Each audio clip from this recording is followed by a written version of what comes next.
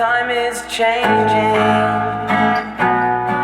I'll remain the same.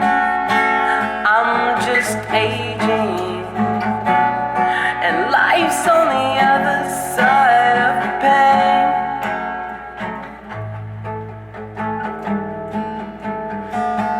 pain. So welcome back everybody to This is 30 podcast. I am JC and I am joined by my two other co-hosts, Brandon and Michael. All social media is going to be in the link in the description below if you want to follow us there. And I wanted to kind of start off doing a little fun exercise game today with the fellas. I'm calling it this or that. And so I'm going to list off a name of, this is going to be a 90s theme movie. And so it's going to be very simple.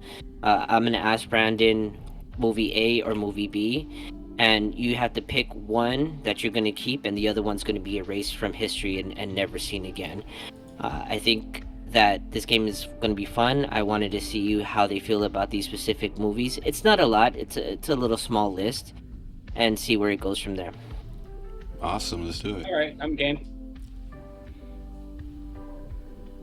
So, let me get the list that I have here. So this is not, so this is just 90 themed. It's not nothing specific. Well, yeah, the theme is 90, so never mind. Hold on, why is it not showing my... Oh, there you go. Okay, so we're gonna start with Michael first. And the movies are Clueless or Empire Records. Which one you keeping? Which one you disregarding? Oh, I'm disregarding Clueless. I'm keeping Empire Records. Sugar High. So Sugar High. Yeah, so I'm doing that's an easy one. But yeah. Okay, so the next one is for Brandon. The movie is Toy Story or The Lion King. Hold on, you gave him the best question there. My favorite, one of my all-time favorite movies is Empire Records. That's fucked up. Toy Story or Lion King. Damn, I get the hard one right out the gate. Let's see. James Earl Jones, Jason Weaver, or Tim Allen and what's his name? Tom Hanks. Oh my god, and all the other beautiful cast members in Toy Story and the other beautiful members in Lion King. I'm gonna go Lion King and then say goodbye to Toy Story. Eventually we'll get a Pixar. Okay, Michael.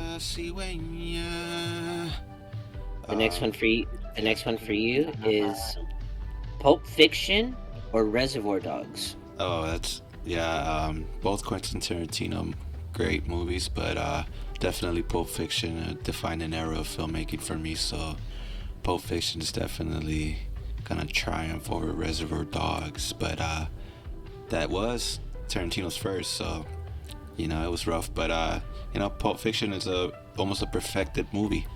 Great actors, legendary actors, and so I gotta go with that. Pulp Fiction. Not to cut you off or anything, but Quentin Tarantino's first movie was The Four Rooms. What I meant is that's the first one he filmed with a home movie and got picked up for a big budget film. He had filmed it a home movie. He got somebody to invest. That was the first movie he got people to put money into, if I'm not wrong. No, that's about right, because Four Rooms is very independent. You know what I mean? Like I know it's not his first film ever, but it was the first one that got a budget, Like it was one of the first ones to put him on the map, for sure, I think. So this one aligns with Brandon's theme as well. The next one are Silence of the Lamb or Seven. That's funny. It puts the lotion in the box, basket. Right? Yeah, it puts the lotion in the basket. Or what's in the box? Yeah. I mean, don't get me wrong. I love. I actually like Morgan Freeman in Seven a whole heap. He made it feel so real, and Brad Pitt killed it. But Silence of the Lambs, I mean, come on now. Hannibal Lecter, Buffalo Bill, get out of here. Clarice, Joe definitely taking Silence. Joe Dirte. I'm definitely going Silence of the Lambs. Perfect. That's another movie. Oh yeah. No, go ahead. Next up for Michael is Jurassic Park or Independence Day. The end of the world. Jurassic Park or Independence Day. Man, those are two movies I had no real connection to. Oh wow, You like really? that song though? Yeah, like Jurassic Park wasn't one that I was like, wow, Jurassic Park. You know, I wasn't never a Jurassic Park fan. I could have And swore I'd seen you with the Jurassic Park shirt. no, I don't think so. But No? I think It was a Jurassic 5. it was a Metallica shirt. It was a LARP fucking shirt. But no, it's I didn't have a connection to any of those movies. Independence Day was like, I don't know, a throwaway movie. You feel me? It sounds like, It's the end. yeah. I mean, no, I don't even know that part you guys are saying right now. But if I had to choose, I mean, obviously I'll go with Jurassic Park. It just seems more of a better story as opposed to Independence Day. But to me, I think Jurassic Park just adds more value. You know, dinosaurs. Everybody I loves believe both were dinosaurs. directed by Steven Spielberg, right? I think so. I think so. I see a theme here. Yeah, probably, you know. But I think, you know, Jurassic Park, I'm going with that. I think that has more potential. Yeah, well, yeah. It's more on the line like which one would you care? Like which one you're racing? Yeah, I mean, yeah, I think I'm erasing Independence Day. I think that one goes swept on the rug along with like movies like Evolution. You know what I'm saying? Like, remember the movie Evolution? There's no comparison with Evolution and Independence Day, my guy. I'm Sorry. saying they get swept under the rug like that for me. So, so yeah, oh, yeah, I'm sorry. definitely Jurassic Park. So this I don't know why, Brandon, but they're falling perfect for you. The next one is Scream, or I Know What You Did Last Summer. Oh, see now this is tough for me, not because of like the movie quality, but the nostalgia and like the family ties to it. So I went to the theater to see I Know What You Did Last Summer, and it wasn't scary, but it was scary in the theater. You know, loud display audio, you know, all that shit's just roaring, and I like the Hookman concept. But Scream, watching with my cousins, no parents at the house, that shit was terrifying. Like the first time, and obviously it's been parodied so many times. You don't look at Ghostface as a The same top anymore. 10 serial killer, right? But Yeah. he is the top 10 serial killer in like the genre of horror. So I'm definitely going Scream, and goodbye Jack Black cameo, and I Know What You Did Last Summer. And Freddie Prinze Jr. Yeah, Freddie Prince. Sorry, Sarah Michelle. You guys got Scooby Doo, you know. Okay, so the next one for Michael is The Big Lebowski or Dumb and Dumber. You're hitting him with the. Flowers in the air, flowers everywhere. Going Yeah. Lebowski. No, I'm definitely going Dumb and Dumber. The Big Lebowski could walk off for me. I don't really care. To be fair, and I don't want to get grilled about this, but I've never seen The Big Lebowski.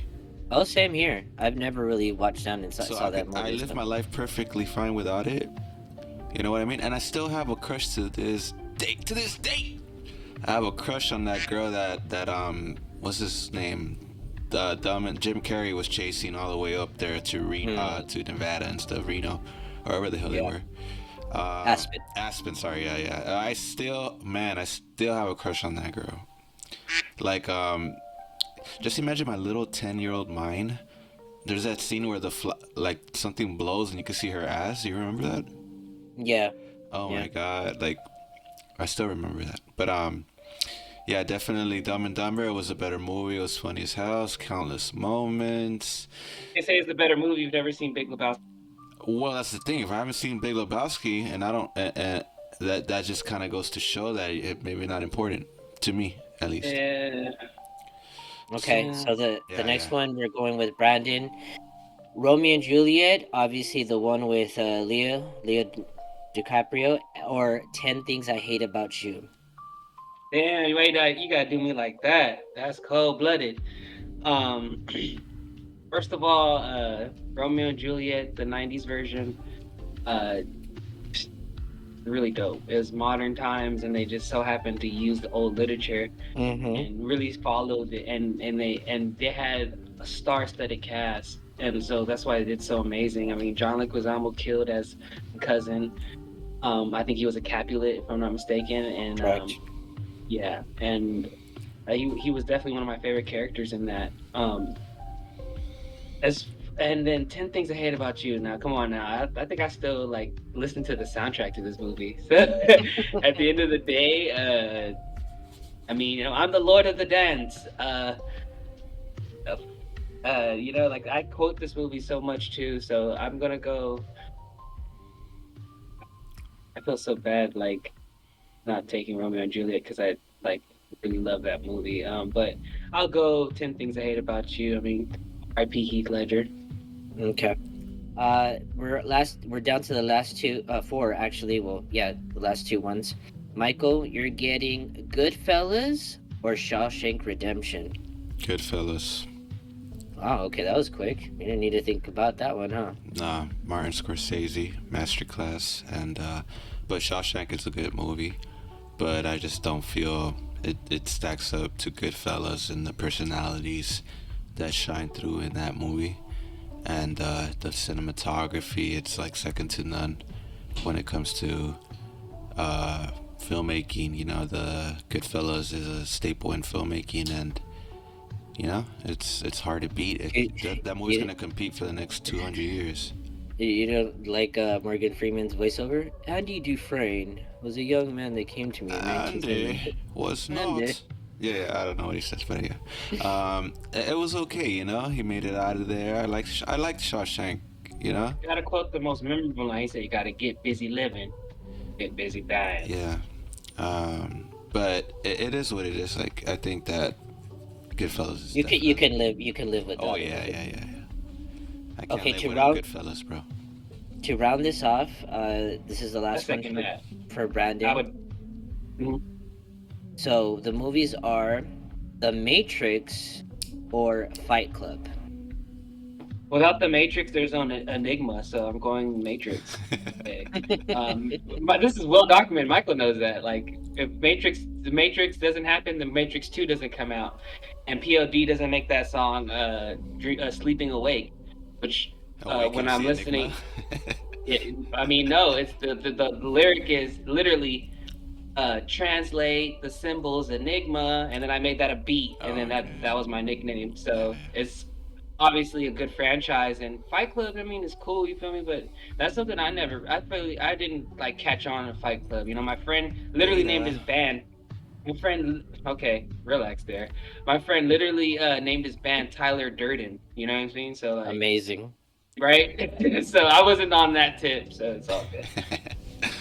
Okay, so we're gonna round that off. That's the end of the game. I think these picks were amazing that you guys decided to share with us. Anybody that is listening to, please comment down your favorite ones, which one you would have picked. Maybe it would have been different than the ones that Brandon and Michael have. And so I'm gonna end this off with saying, asking my co-host, what does film or movies mean to them? What is the reason why they like films? And the same thing with you guys. If you guys want to comment down and let us know what's the reason why you love movies and what it means to you. So we'll start it off with Brandon. What does film mean to you, or movies? Have they done in your life to impact you and make you do the things that you do? Um, I feel like they kind of influenced like my creative like imagination. I'll never forget like being young and watching movies with my brother, and certain movies would always make us want to go outside and emulate them. Like one of the movies that stick out to me is Starship Troopers. We watch Starship Troopers, go outside, we grab some hangers and make them into guns. We'll reenact the scene but add our own dialogue, Mhm. and like but still have similar action sequences. So it was kind of like something always destined like to be a part of my life. And I obviously, as you know, when I met up with Michael, and that's when it fully blossomed. I mean, I was doing Shakespeare, and I was doing drama and stuff in school, but I never did acting, or I never took the time to try to even create something like all on my own. I felt like I came to the game a little late, but at the same time, I'm happy I was there because once we shot Jean's Jacket, which is a film you could find here on Gray Bridgewater's YouTube, you that inspired me to keep like wanting to do it, and I was like, well, maybe I should try writing now because I didn't like how I sounded here, and I was like, I was used to writing songs, and then after giving it a shot of writing, we shot was Camp Killjoy, and I was like, okay, I could see that we could hang in there, and then the finished product definitely made me want to keep having that feeling of seeing the finished product after hard work. So cinema has impacted my life in a major way that I never thought it would. Uh, Ideally, 10 years ago, I didn't see myself being a filmmaker. I just saw myself just kind of dabbling in it, and then not like to fast forward to now and saying like using it as a title and having like credentials and stuff like that. It's a good feeling, and like I hope to continue and get better and progress. Really quick, what is a better experience, going to the movie theaters or watching home movies at home, or going to rent movies and watching them at home? I like going to the movie theaters. Damn, that's such a great question because don't you miss going to Blockbuster and going to like the Mm-hmm. VHSs and looking at like the pictures on, you know what I mean, and reading the Mm-hmm. back, and I miss doing that, for the most part. I mean, everything's digital now, so kind of is lacking that feeling of, oh, I'm about to watch something good. It's almost like this whole blob of just here, watch it. I think someone had mentioned talking about how streaming will go into, like, because of the limitation that it has already, that it's it's so overwhelming, and so many streaming platform, everybody has a streaming platform, right? Like everybody has their, where you can go see Paramount Plus, Hulu, Netflix, HBO Max, that it becomes overwhelming for people. And they said, I'm not 100% sure, but they said that it will go back to people wanting to buy movies opposed to watching them always on the streaming platform.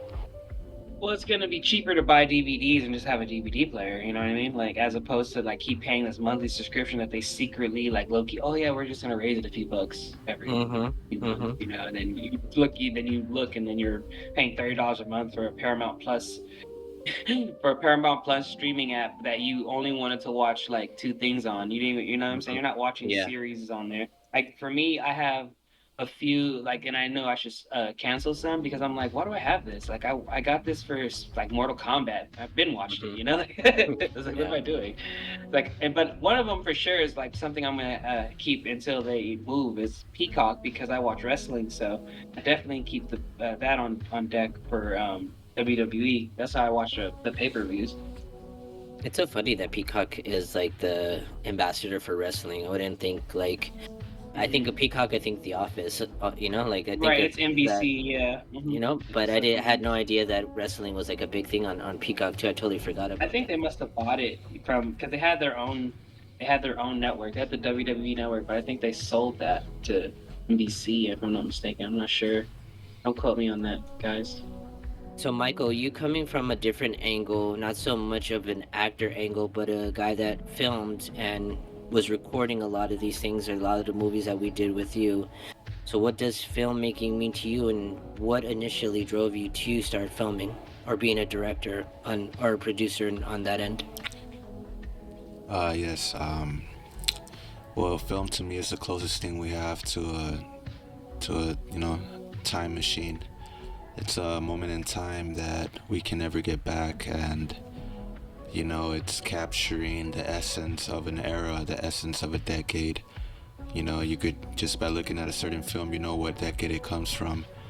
And it serves for me as a reminder of great moments, and also memories from my childhood. When I say film, I include anything filmed ever, episodes, sitcoms.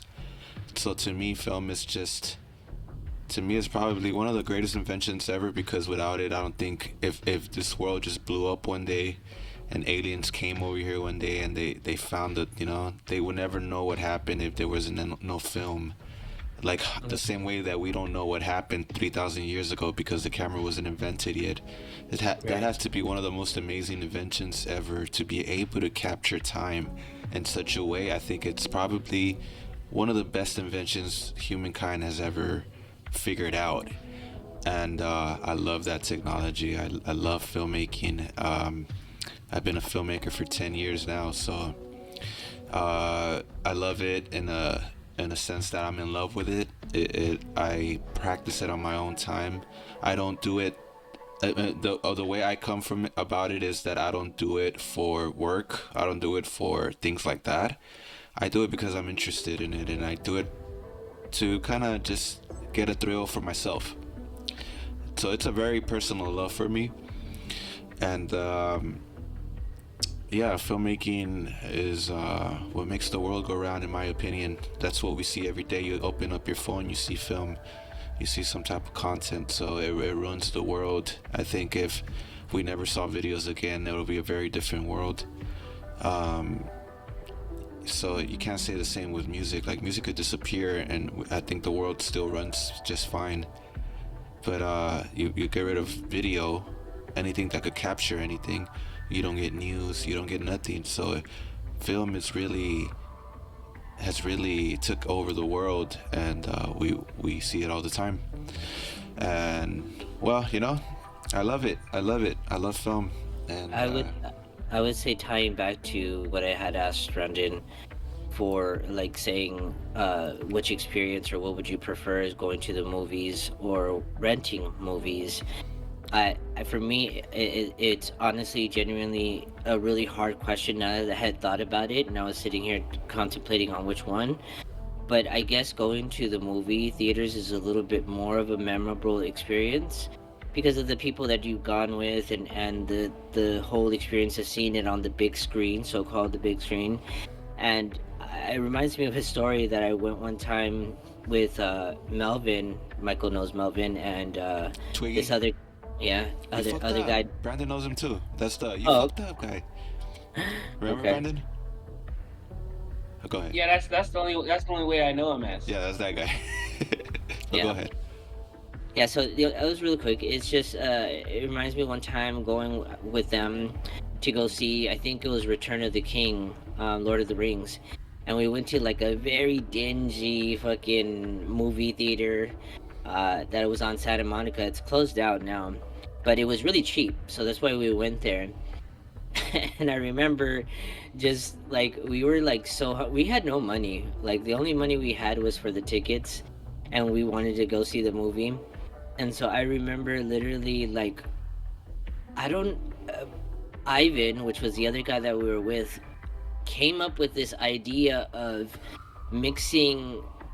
He grabbed like the packets of ketchup, mayonnaise, and mustard, and literally like mixed it all together and was like slurping it down as if it was food. And to make my mind, I was just like, what the fuck? Who does this? Like, who the hell in their right mind does? But that's how desperate we were, like hungry. That we were willing to eat ketchup, mustard, and mayonnaise mixed together. And it's just something that will always stick with me because of going to the movie theater. It's those memories. Yeah. That, and among other things, going to see Star Wars: The Phantom Menace at the Vista Theater, which is another theater I would like to go again. I think they remodeled it, or someone bought it, and now it's I think they show specific films there, if I'm correct. But it's just a beautiful memory to have when you go to the movie theaters. It's an experience that we lost in 2020, and I think it's either making a comeback now or it's stayed the same.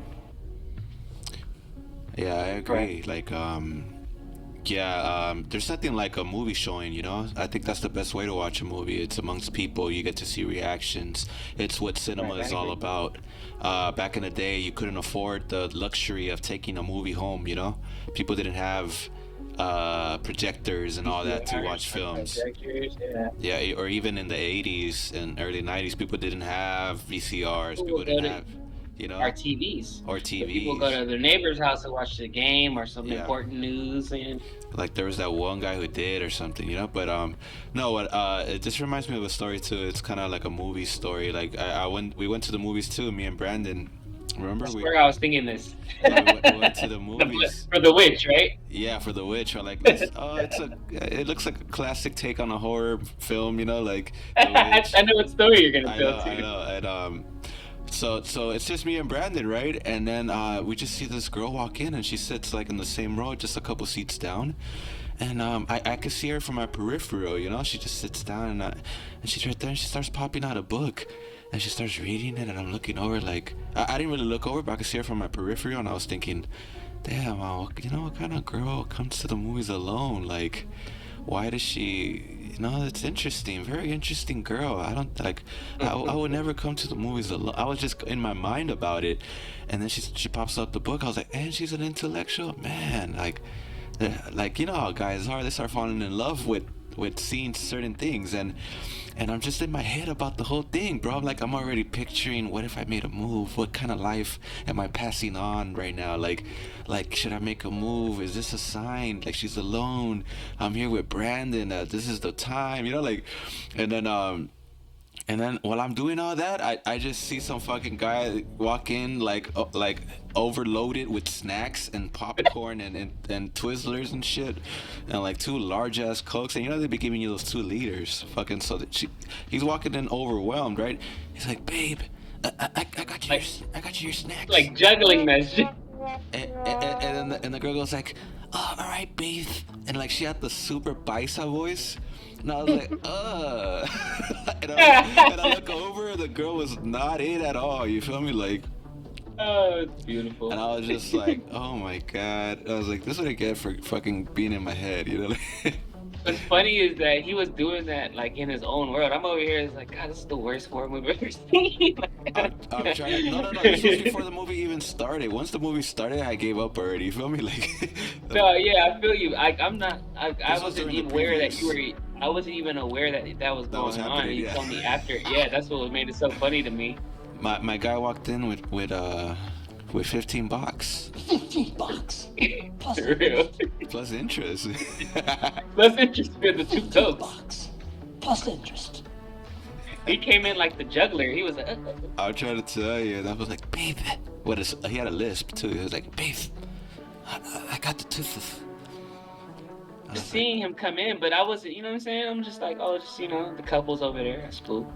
Went back to watching the previews. Yeah. That's funny though. I was You had this whole- heartbroken and disappointed with The Witch. That was right. If I want to see a young, an Indian guy get a chance, I don't know, watch Bollywood or something. It reminds me going also to the movies with Junior, and that's a whole adventure on its own. But it's funny because Junior was very excited to see this movie, and when we're in there, midway through the movie, Junior falls asleep, and he is literally snoring so loud, bro. Like, knock the fuck out. I had to fucking bump him just to wake him up because he was literally like, he was snoring so loud. I just thought it was so funny. He was hyped for the movie, ends up falling asleep. Then he's like, nah, dog, the movie's boring, dog. Hey, what, Ron Artest, what time is the movie? 7:30. 7:30. 50 shots. Okay, sorry. That's funny. Oh, now I remember where that's from, and he's talking about Kobe and everything, right? I was Yeah, like, he what the has the fuck? raps. Everyone, it was an all-star like celebrity like showcase. Yeah, all of them were Ron making Artest- music. Yeah, no, not all of them. Oh, So, right. Lou Williams, Amon Shumpert, and Ron Artest rapped. I remember And, that. Yeah. I was And trying to then say, Chris what the Bosh fuck? was on like a tin can guitar. It was like, Yeah. He was sliding fucking yeah, Tennessee. he's doing like some blues. Yeah. But no, then Meta World Peace. He was like, it's like, yeah, I put on the beat, and you could see him shaking his head like, dun, dun. It's like a very techno beat, and he goes, Yeah, for real. and And he it goes kicks like, into some super like gutter Memphis. Na, na, na, and then he goes like, I heard the beat, and I went, ooh, 7:30, 50 shots. I was He like, said Kobe. He's he's like like, Kobe at becomes another 7:30, man. Kobe becomes a lion. I was gonna cut Yeah, that there you part too. go. I was gonna get that part too, but I was like, nah. 7:30 Kobe. Yeah, that's exactly what he said. It's like a 7:30. So like in the future, I'll probably use that in an intro somewhere. Like, at 7:30 we become animals, and then I'll drop that, But no, that shit was funny. I was looking for those drops today. It was pretty cool. You guys got some more drops, bring them along for sure.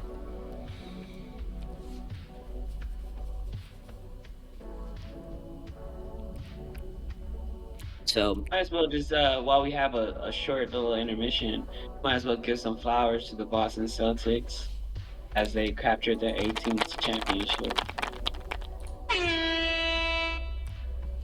Yeah, I feel like nobody I cares. Well, at the end of the day, well, if you're a casual basketball fan, obviously, if the main guys don't win, you don't care about. But obviously, we've been watching Al Horford since we was in our teenage years, so let's give him his flowers. He got one. Since Drew Holiday. Atlanta. Drew Holiday is a two-time champion in his late 30s. That's insane. You know what I'm saying? Jaylen Brown and Jason Tatum are who we thought they were, so give them their flowers. And you know what? Derek White is a starting point guard in the NBA. I had no idea. So it's not about the Boston Celtic Laker rivalry right now. It's about congratulating these individuals on making it to the top and shutting down what was supposed to be the Batman and Robin of basketball. Luka Doncic. What is how you say his name? Donkey. Luka Doncic Yeah. and Kyrie Irving.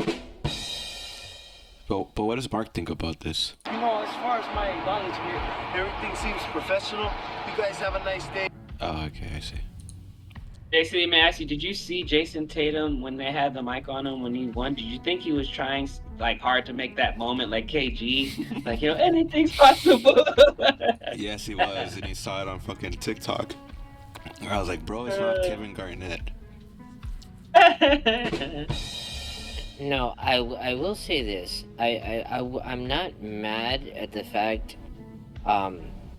Actually, no, I take that back. I am mad at the fact that Boston won because no matter what, like, if you understand that pain that you felt in 2008 when they blew us off the fucking floor and they thought it was funny and fucking Baby Davis pushing Ronny Turi off and acting like he did something to that championship. That forever will ever stay in my heart, and I know I'm not supposed to have hatred, but I hate the Boston Celtics. I truly do. And the only person that I admire and I will always love from Boston is Rajon Rondo because he was able to win a chip with Boston and win a chip with us. That's all I gotta say about that. Definitely, I understand what you're saying, but at the same time, in 2008, DJ Brown didn't miss, brother. Sam Cassell didn't miss. It wasn't just Ray Allen and KG, bro. Their role play, they were stacked. They had Hall of Famers and guys that were like starters in the league that just end up being at the end of their career. Don't forget James Scalabrine. Posey, Eddie House. Bro, you know what I'm saying? Even if like Scalabrine was in there, that just made the hurt more. It hurt more to see him score against us in the finals if he got in for a minute or two. It didn't matter. It hurt when you seen Eddie House go out there running up and down, talking mad mess, stealing the ball. Oh my God. I was there, bro. I shut the TV off when Ray Allen crossed Sasha Bojacic and capped off that 20-point comeback at Staples Center. I was fucking watching that game. So no, for me, when they came out with the mini movies in 2010, when the Lakers played them again, there was a guy who was like, "The Celtics beat us in 08, and not this time." It was something about that I felt kind of like, all right, we're getting our get back. And after that, it was, water under the bridge. See you back at the next rivalry. There hasn't been Lakers Celtics since 2010. It could have been, should have been, maybe 2 years ago or a year ago, but what this does, it fulfills the prophecy. Boston won 08 and they won 24. And who wore those numbers? 824. That's funny. I didn't even think about it like that. No, So it's just fulfilling again, the prophecy. I right? just don't. The way they ran through the East, yes, they won the championship, but it was not that difficult. I don't know why. I can't just wrap my head around the teams that they beat in order to get to the finals and then win it. Brandon's the hardest playing that team team out. later. I would say the hardest team that they had was against Dallas, and then yet they still beat them. So it wasn't. I don't know. Yeah, it's an amazing thing that they did. Maybe yeah, like now, like the chatter would be over about Jaylen Brown and Jason Tatum and all that stuff. Like because it's always like, oh, they're two superstars, but they can't be on the same team, and yada yada yada, and they're not clutch or whatever. I guess I'm more happy for Jason Tatum, more than anything. But You know what I'm saying? Like as at the the end of the day, organization now. he's a champ now. Like, and it's just like you've seen his progression. You've seen him play against, what I'm saying, like LeBron and them. You know what I'm saying? You've seen him grow, stuff like that. He's made his mark. Now this is his time. A lot of people say, "Oh, there's two. Who do you go with? As the face of the league, Luka, or they're not saying Jason Tatum. Now they can say, you better say my fucking name, Like, Nah, fuck that. Kyrie laid a fucking goose egg, and he didn't do what he had to do. Oh, that It for was the on. quack. It was all. I Yeah. know. Oh, that's Hey, it. you gotta set up the sounds. I know what I'm doing. All right. No, I'm saying, Luca gotta carry the whole fucking team. Where the fuck is the help? They don't got one guy that could guard that fucking Jason Tatum guy. Put me out there, bro. Like, you know what I mean? Like, I ain't playing. Put me out there. You got Kyrie out here playing like an old man. Like, you know what I mean? Like, come on. You really. They wouldn't even. This was They the wouldn't even worst pay NBA you. run I've ever seen.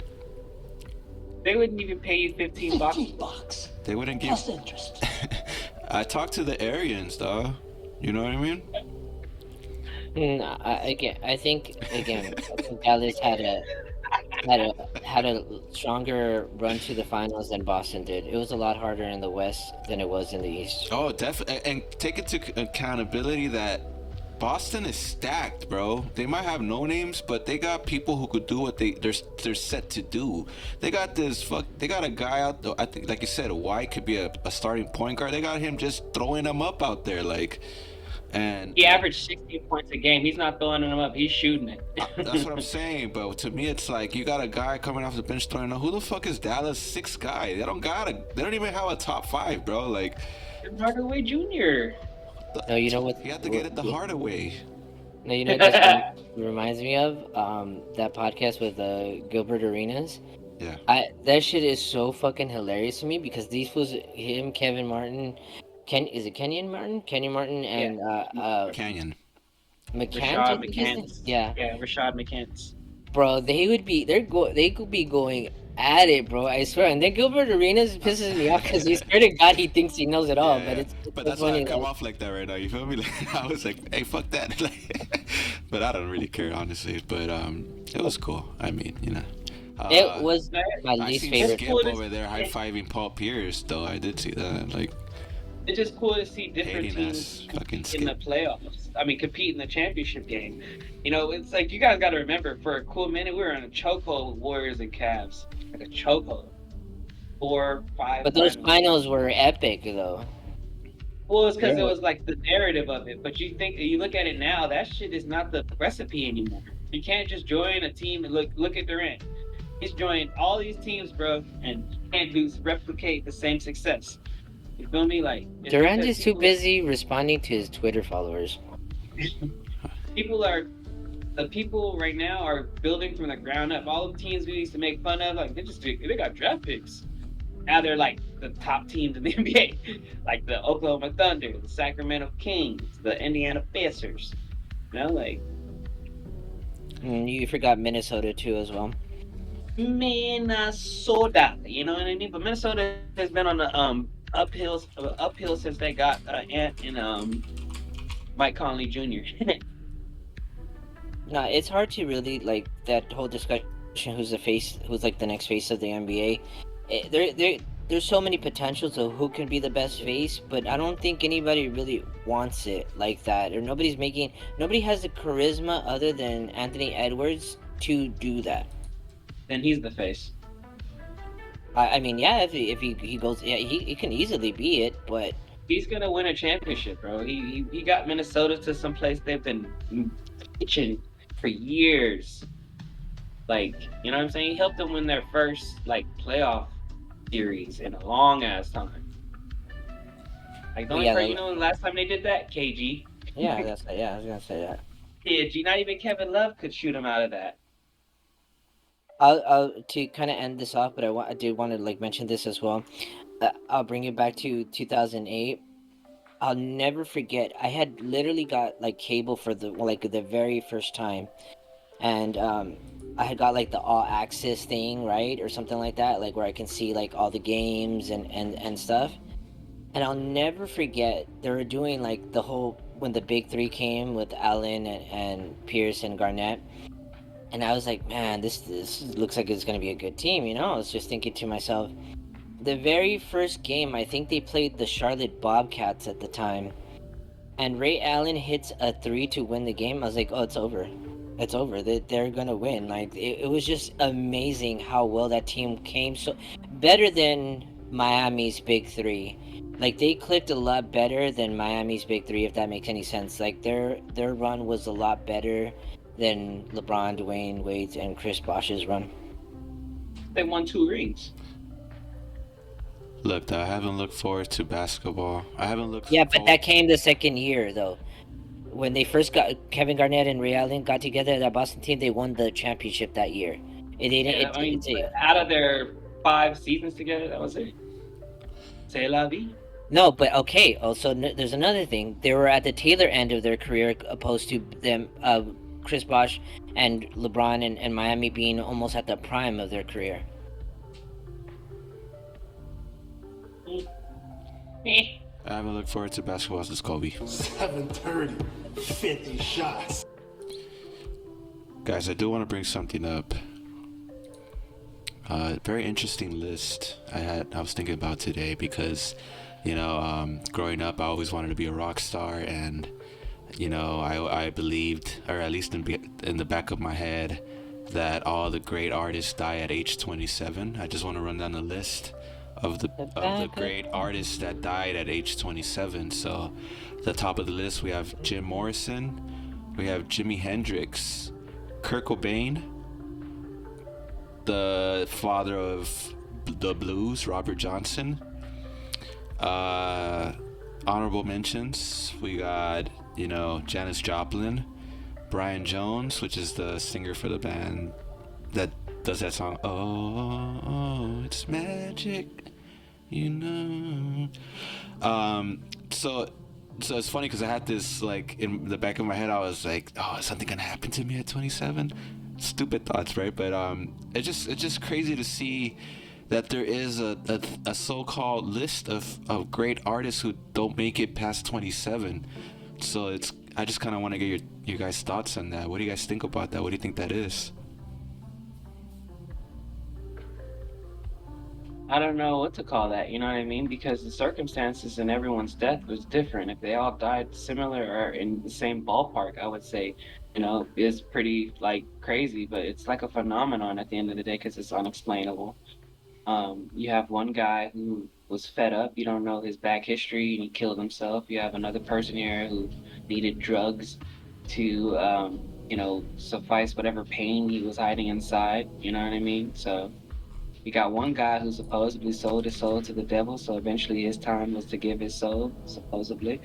There's so many lore and myths and truth, to how these people were how these people died. So I can't really say, like, anything more than it is a phenomenon.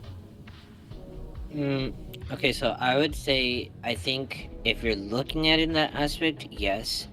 But I believe it's more related than you could possibly think. If I would say, if I'm correct, I may be wrong on this, but I would say majority of them had all these people that you mentioned. Either they all had a drug problem and they all had a mental issue, and all of them, I believe, were lacking God. I think that's 100% right. I mean, look at Jim Morrison. He had a drug addiction. He died of, I believe, an overdose.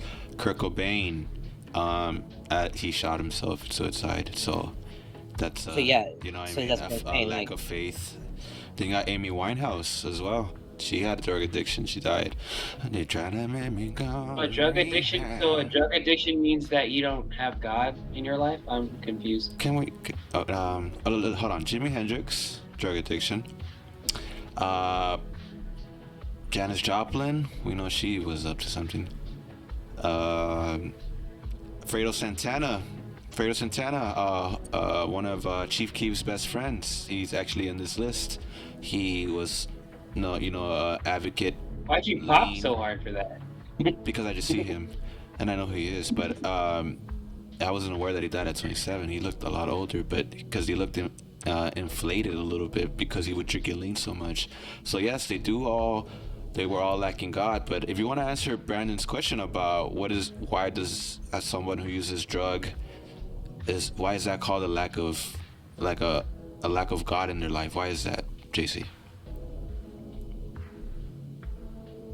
I believe that when you have a connection with God, and when I mean God, I mean Jesus. Jesus is not God, but go ahead.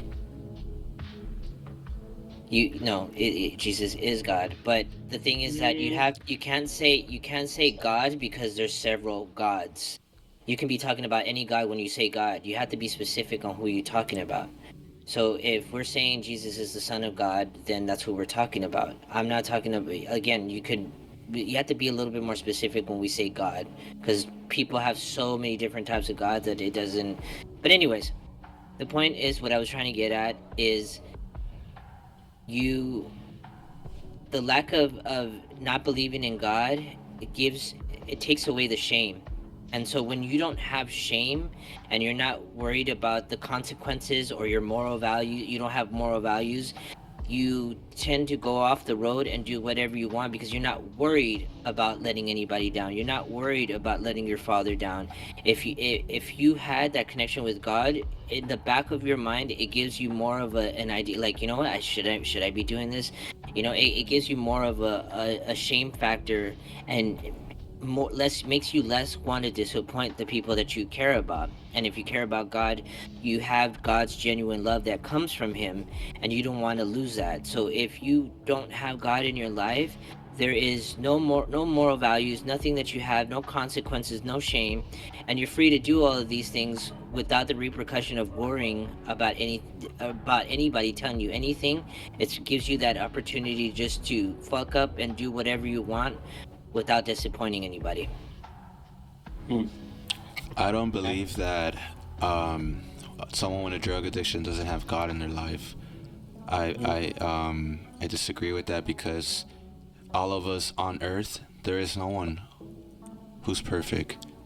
So all of us have drug addictions. Are an addiction, An not addiction, just and the drug word is just you could substitute that word with any addiction. People call drugs, and pornography could be a drug. So playing video games, playing eating video food. games, addicted to Okay. women. Your sorry to- phone could be a drug. Like people are stuck on the phone. Sorry, go ahead. Right. No, but what I'm getting at is the difference between that is that if you don't believe in God, the drug becomes your God and you put that first. If you do believe in God, yeah, you can have these addictions, but you understand that God comes first before anything else. So it's Well, how do you it's know, No one believes in these God. people? But how do you know that they didn't practice in their own right? I'm pretty See sure, that? Yeah. if I'm not mistaken, I'm pretty sure Jimi Hendrix, I think he was into Buddhism. I'm not sure about that. But I'm a it's Buddha like, child, babe. this nigga's stupid. Damn right you did.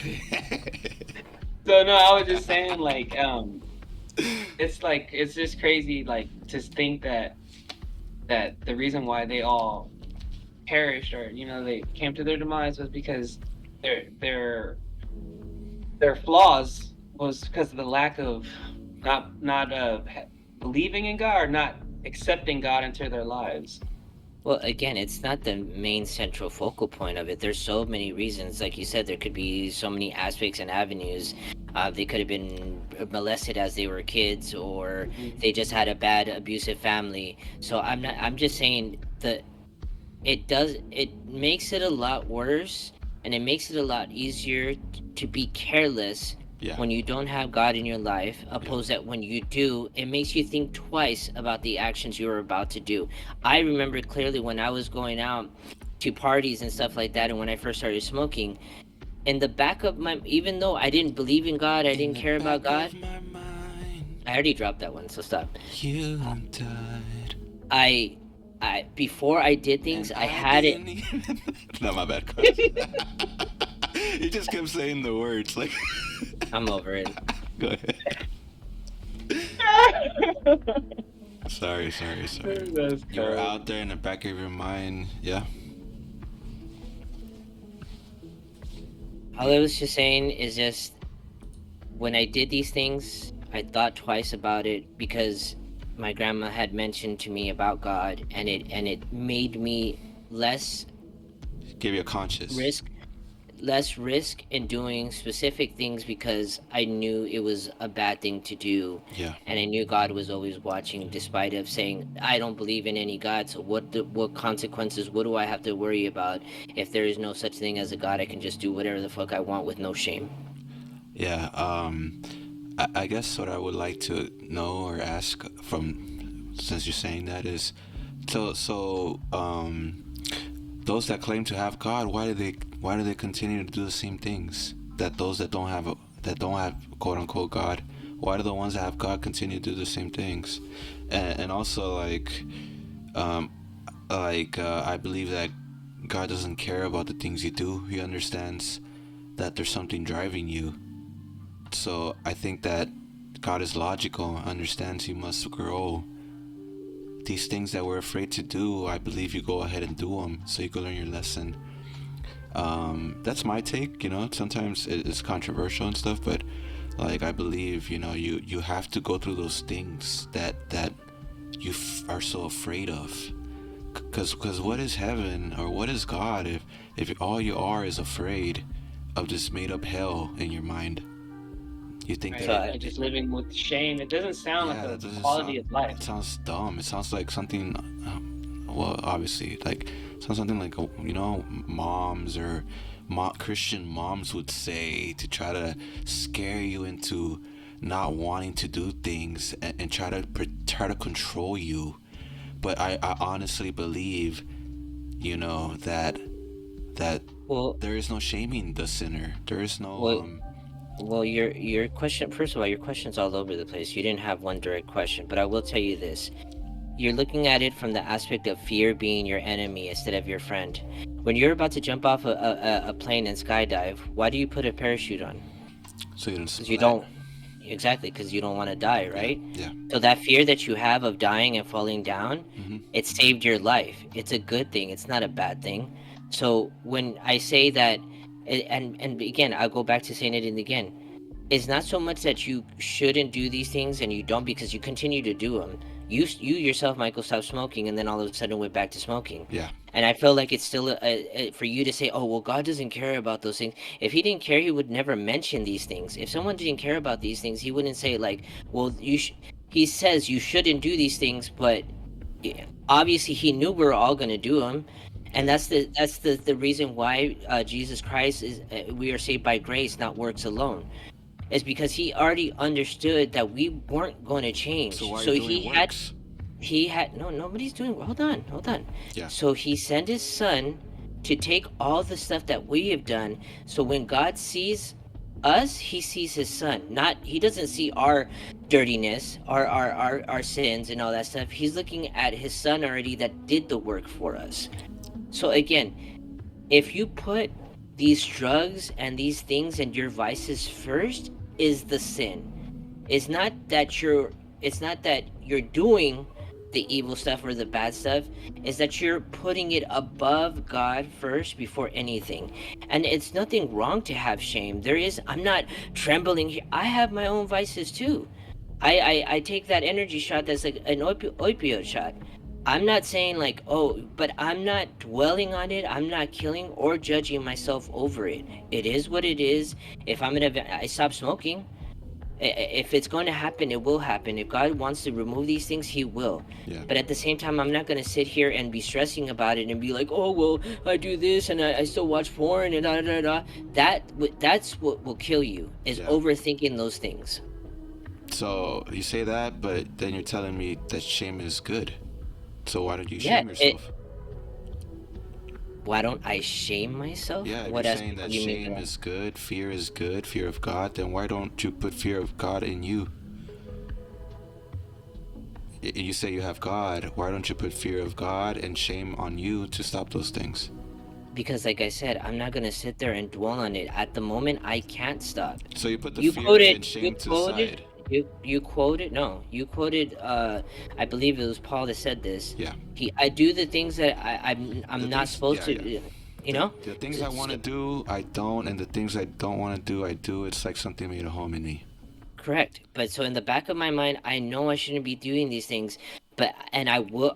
I'm will if God is willing, I Yeah. will stop these things if it was meant to be. Yeah. And if not, then I will die doing the things that I'm doing. Yeah. But again, I'm not proud of it. There's a difference between being proud about the things you're doing. Yeah, I'm smoking. Hell yeah, this Yeah, is cool. yeah, Da da da da. Opposed to, you know what? I know I'm doing these things, but I'm not gonna put it out there for the whole Yeah, world to yeah. know and share it with everybody because then that's going to influence other Yes, people yes. to do it and make it seem like it's a cool thing to do. I completely agree with that part of don't ever, you know what I'm saying, applaud your vices and the things, and as a matter of fact, don't even put them out. No one should know these things, you know? Like, these things should not ever leave you. These are things you battle on your own. I was talking to Brandon about that. I was like, I was telling them, you know, like, what the fuck was I telling you? Sorry, I'm drawing a blank right now, but no, I was just telling them, like, you know, I forgot what I was gonna say. Sorry, draw a blank. I just had it in my head, but I draw a blank. But no, I agree with you. Like, we don't put those things out. That's the one thing I agree with. Like yeah, we have vices and stuff, but don't put them out. Nobody should know. Don't try to find. Oh yeah. This is what I was talking to Brandon about. I was like, that makes the difference. The difference is understanding you're wrong, as opposed to the one that doesn't understand they're wrong, and they just continue to do that thinking they're right. I think that's what separates us, and that's a saving grace right there alone. It's the fact that you're able to know, hey, you know, I do these things and I'm proud of them, but like you said, also, you can't shame yourself, like, because you're crazy, bro. The devil is the only one that shames people. The devil is the one that makes you feel ashamed. It's the one that makes you want to put a gun to your mouth and kill yourself. God will never put that on you. Yeah, but again, I disagree. Again, you're looking at it from a negative shame as being a negative aspect. You just said it yourself. You just said it yourself. You wouldn't, like, you're not going telling your family your vices. No. You're not, because that's the shame of it. That's the part where you know damn well I'm it's not ashamed better of it. not. I just know that they're only gonna judge me, and there's nothing Then they do can do it. for me. Share it with There's them. nothing they could do for me, and they're only gonna judge me. So that's a logical decision to not tell them things that doesn't even matter if they know or not. It's like Brandon just told me something that he does on his own time that has no benefit for me. It's a shameful thing that he might do. If he tells me, there is no reason for him to tell me, because all I'm gonna do is judge him and use it against him. You know what I'm saying? So I'm not ashamed of what I do. If it ever came to light, I'll stand on it. But the thing is, like, I understand these things to be wrong. So I do get that. And the reason I don't shame myself is because, like you said, if God wants to take it away, he will. And I live by that. I trust in that. I trust in, hey, I'm supposed to go through this stuff. I'm supposed to, you know, whatever, lose a job. I'm supposed to this is supposed to happen. I'm fighting this. I'm fighting that. This is supposed to happen. And God is letting me walk through. And by his grace, I'm still around. So glory to him, you know, glory to God. But all I'm saying is, I don't believe we should shame ourselves. I think the devil shames you, not God. I don't think he understands more than we could ever understand. So, But I don't think I ever said that God shames you. What I said is the shame in itself is a factor of making you. It's reminding you. but isn't it the awareness and not so-called shame, but more of the awareness of what you're doing? Because shame just sounds like something like a girl was waving her finger at you or something. You sound like one of those moms that are like, oh, you know what? I don't like the way you're using that word and the way you're saying it. It No, doesn't shame matter. sounds like a mom word, is what I'm trying to say. It's like a female word. No, stop. There's no Female proof of energy. There's no proof of that. You could feel like that, but there's no proof of that. If you can give me the proof that that's shameful means that it comes from a female aspect, then I'll give you, I'll take the L. That's not true. Shame sounds like, to me, it sounds like somebody saying, you are selfish. Shame, selfish, those words sound like fucking girl words. That's why I don't use those words. I think that it's better to have awareness. Because once you can see you're doing the wrong thing, that's the light of God shining on it. Who are you protecting? See, What I do you mean? don't think that you're like trying to protect somebody when it's like, who cares if I'm using the word shame? Who's getting offended by it? You're the are. only one that, no, you're the only one that's getting hurt by it, not I'm just me. saying it's a feminine word.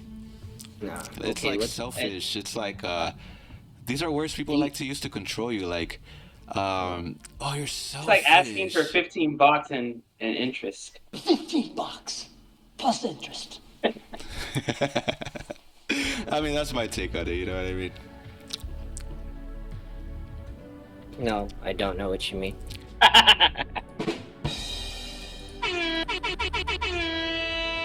But I do want to get in, not right now maybe, but sooner or later I want to have that discussion with you about Jesus is not God. So maybe you guys could tune in for the next one and we'll touch on that a little bit. I think that's two Christians going head to head. I think, you know what I mean? I will tell you this, that is not the main central point of us being Christians. Who cares whether you believe Jesus is God or not? That's Well, you. if you And believe let me go back to scripture- this. No, but let me go back to you said, like, we could talk about, was Noah's Ark a real thing? We can talk about Moses being a real thing. We can sit here and debate, but is that what we really want people to understand and know, or do we want people to understand that we are saved by the blood of Jesus, and He's the one that changed your life for the better? Not the fact that is He God or not God. The Jewish believe that He never existed, that He never came. Muslim believe that He was a prophet, but He wasn't really God. That's, you know what I mean. And Christians believe that He is the Son of God. So again, Christians it also does believe that He is God and that He's saving you or something. I don't believe that. that He's saving you. What do you mean? Yeah. I don't believe Jesus is saving me. Then who's saving you? God. But people like to give Jesus the praise, and Jesus said it himself. Why do you call me good? Only the Father is good. You should do greater things. He never wanted the praise. It's like, I do my Father's will. But for some reason, over time, now Christians love worshiping Jesus. And they pray to Jesus, and they think Jesus is gonna do something for them. This is my point of view. I know Christians think all over the place, but this is my point of view. Jesus is my brother. I learned from him. And that's what becomes a problem, and that's why there's a lot of division between people and stuff like that for arguments like this, because it's like, oh well, those Christians believe in that, and there's like 20,000 different denominations, and that should never ever be the point. But see, your point is Jesus saves you. I don't agree with that. I didn't say He saves me. He's the one that took all of our sins away from us. He never said that. Yeah, He did. That's No, what the whole point of Him dying on the cross, Michael. I don't understand where you're. Somebody else wrote that. He never said, "Hey, I'm dying on the cross for your sins." You don't have the proof of that, though. What? Yeah. Who Where's You your guys want to find out the evidence? proof? Where is your evidence? Tune Who wrote into that the next verse? podcast to hear two Christians slug it out. No. No, JC's right. We shouldn't argue about this. It's not good radio, I think. I'm telling you right now, you guys just crossfired. Take a sip of holy water and calm the hell down, both of you. No, it's like I said. To me, that's that.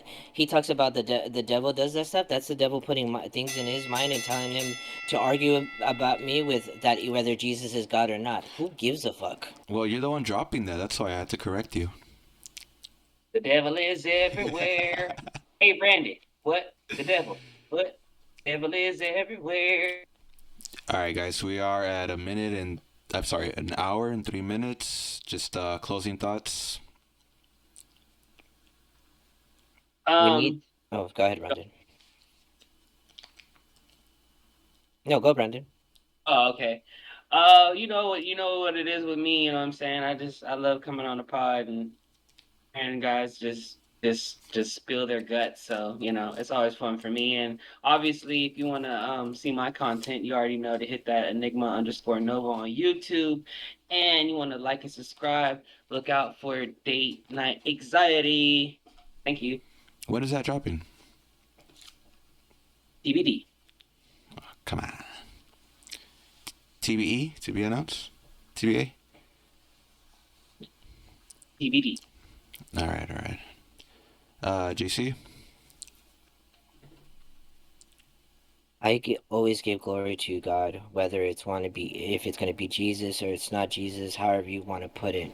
I think that forgiveness is the main factor to all of this, and going to forgive the people that wronged us and holding that resentment is truly the key and the main center message of all this stuff. I love everybody, and I'm learning little by little how to love everybody, whether I agree with them, whether they're Islam or they're Jehovah's Witness or whatever the case may be. But I need to learn. I'm learning little by little that the real definition of love does come from God, and that's how I believe we're gonna live in a better world, in a better place, and that's how we're gonna live in the kingdom of heaven here on earth, and there should not be any division between Christians and all that stuff. That's what ends up killing us, and that's why there's all these wars. And again, I'm always humbled being on here. I'm blessed to even have the opportunity to share my thoughts, and I hope to see you guys on the next one.